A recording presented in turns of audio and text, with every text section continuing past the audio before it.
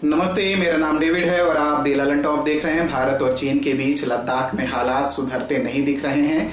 खबर है कि लाइन ऑफ एक्चुअल कंट्रोल यानी एलएसी पर चीनी सेना का जमावड़ा बढ़ रहा है, साथ ही वह नए निर्माण भी कर रहा है। इस बीच चीन में भारत के राजदूत विक्रम मिस्री का बयान आया है। उन्होंने कहा कि एलएसी पर यथास्थिति बदलने की चीन की कोशिश का असर दोनों देशों के रिश्तों पर पड़ेगा। इससे दोनों देशों के बीच सीमा पर लंबे समय से चल रही शांति को भी नुकसान होगा। उन्होंने साफ कहा कि दोनों देशों के बीच सैन्य टकराव न हो, इसका एकमात्र उपाय ये है कि चीन एलएसी पर नए निर्माण तुरंत बंद करे। भारत के राजदूत ने समाचार एजेंसी पीटीआई को इंटरव्यू दिया। इसमें उन्होंने कहा कि चीन को पूर्वी लद्दाख में अपनी गतिविधियों पर लगाम लगानी चाहिए। अगर ऐसा नहीं है तो भारत चीन के रिश्तों पर असर पड़ेगा। उन्होंने कहा कि सीमा पर चीनी सेना की हरकतों ने द्विपक्षीय संबंधों में अच्छी खासी दरार पैदा कर दी है। अब यह पूरी तरह चीन पर निर्भर है कि वह दोनों देशों के संबंधों को किस दिशा में ले जाना चाहता है। उन्होंने कहा कि भारत और चीन के बीच द्विपक्षीय संबंधों में मजबूती आए, इसके लिए जरूरी है कि सीमा पर शांति और सौहार्द कायम रहे।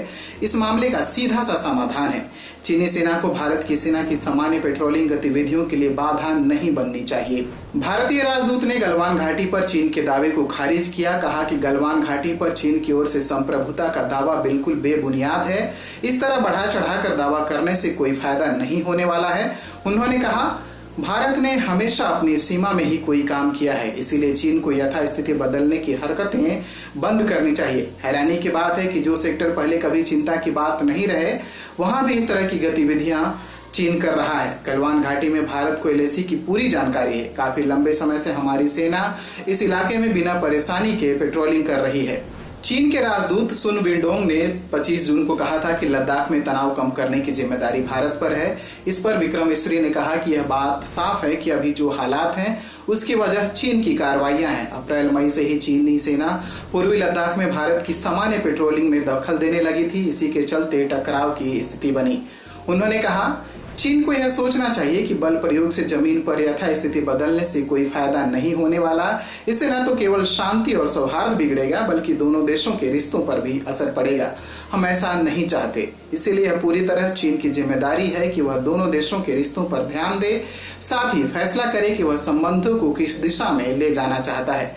मेरे दिमाग में तो एक ही जवाब है, उम्मीद है चीन भी इसी तरह विचार करेगा। भारत चीन के बीच मई महीने से ही तनाव है। इसी के चलते 15 जून को भारत चीन के सैनिक गलवान घाटी में भिड़ गए। इसमें भारत के 20 जवान शहीद हो गए। इस घटना के बाद दोनों सेनाओं के बीच तनाव कम करने के लिए बातचीत हो रही है। हालांकि खबरें आ रही हैं कि चीन एलएसी के पास अपनी सेना बढ़ा रहा है, साथ ही उसने पैंगोंग झील के पास टेंट लगा लिए हैं। वहां पर वह पक्का निर्माण भी कर रहा है। ये स्टोरी की थी हमारे साथी शक्ति ने। अगर इस वीडियो को आप YouTube पर देख रहे हैं तो हमारे चैनल को सब्सक्राइब करिए, Facebook पर देख रहे हैं तो हमारे पेज को लाइक करिए, और अब तक आपने हमारा ऐप डाउनलोड नहीं किया है तो डाउनलोड करिए। Thank you.